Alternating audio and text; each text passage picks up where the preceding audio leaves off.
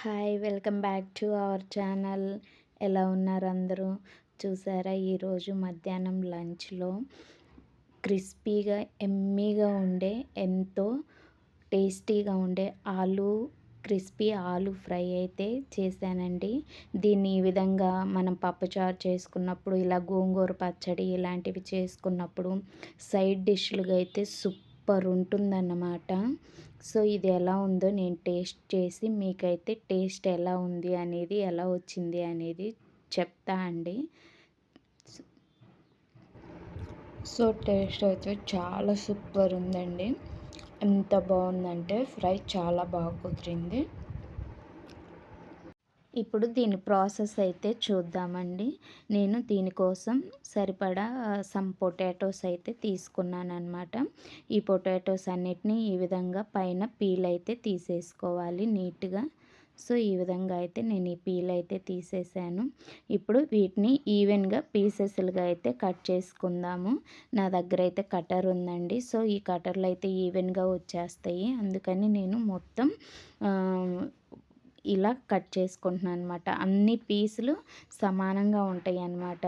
చూడండి, ఇలా తినేటప్పుడు కూడా చాలా బాగుంటుంది అనమాట, అన్నీ సమానంగా ఉంటే. సో ఈ విధంగా అయితే కట్ చేసేసాను అనమాట. ఇప్పుడు వీటి మొత్తాన్ని చూడండి, ఒక బౌల్లో కొన్ని వాటర్ తీసుకొని అందులో 1 టేబుల్ స్పూన్ సాల్ట్ అయితే యాడ్ చేశానండి.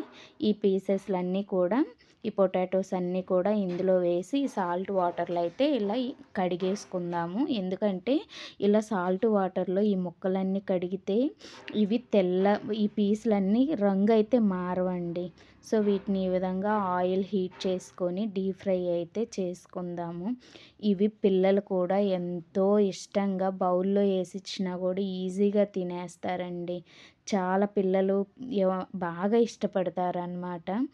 సో చూసారా, పీస్లో ఎంత కలరు ఏ బ్లాక్గా అట్లా రాకుండా ఎంత బాగున్నాయో.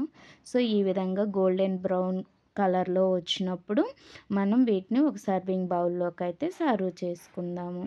ఇప్పుడు దీంట్లో 1/2 టేబుల్ స్పూన్ కారము అండ్ 1/4 టేబుల్ స్పూన్ సాల్ట్ అయితే యాడ్ చేసుకొని ఒకసారి ఈ విధంగా అయితే కలుపుకుందామండి.